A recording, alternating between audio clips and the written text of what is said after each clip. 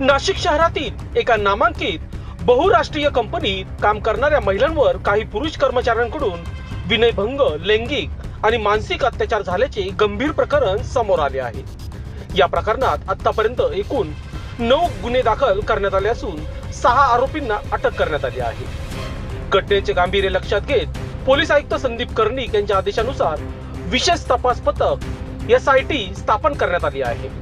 या प्रकरणाचा सखोल तपास सुरू असून भविष्यात अशा घटना घडू नयेत यासाठी सर्व खासगी कंपन्यांना महिलांच्या सुरक्षेबाबत आवश्यक उपाययोजना करण्याचे आवाहन करण्यात आले आहे। तक्रार करण्यासाठी महिलांनी पोलीस व्हॉट्सअप क्रमांक किंवा नियंत्रण कक्षाशी संपर्क साधावा।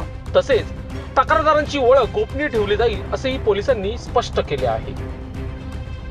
नाशिक येथील नामांकित बहुराष्ट्रीय कंपनीमध्ये महिलांचा विनयभंग, लैंगिक व मानसिक अत्याचार तसेच धार्मिक भावना दुखवल्याप्रकरणी 9 गुन्हे दाखल। नाशिक शहरातील एका नामांकित बहुराष्ट्रीय कंपनीत कार्यरत असलेल्या महिलांवर कंपनीतील काही पुरुष कर्मचाऱ्यांकडून विनयभंग, मानसिक छळ, लैंगिक अत्याचार तसेच धार्मिक भावना दुखवल्याचे गंभीर प्रकरण उघडकीस आला आहे। सदर प्रकरणी आतापर्यंत एकूण 9 गुन्हे दाखल करण्यात आले असून 6 आरोपींना अटक करण्यात आली आहे।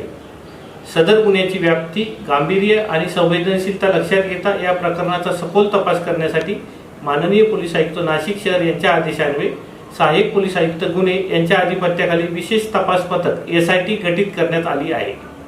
यापुढे अशा प्रकारच्या घटना घडू नयेत यासाठी सर्व खासगी आस्थापनांनी आपल्या कार्यस्थळी महिलांच्या सुरक्षिततेसंदर्भात आवश्यक ती खबरदारी आणि प्रतिबंधात्मक उपाययोजना कराव्यात। कोणत्याही महिलेला विनयभंग किंवा अत्याचारासंबंधी तक्रार असल्यास त्यांनी CP व्हॉट्सअप क्रमांक 9923323311 यावर संदेश पाठवू शकतात किंवा नियंत्रण कक्ष क्रमांक 112 वर संपर्क साधू शकतात। तक्रारदार महिला, संस्था किंवा माहिती देणाऱ्या व्यक्तीची ओळख गोपनीय ठेवण्यात येईल असे आवाहन माननीय श्री संदीप कर्णिक पोलीस आयुक्त नाशिक शहर यांच्या वतीने करण्यात येत आहे। लोकशास्त्र न्यूज साठी बंटी आढाव, नाशिक।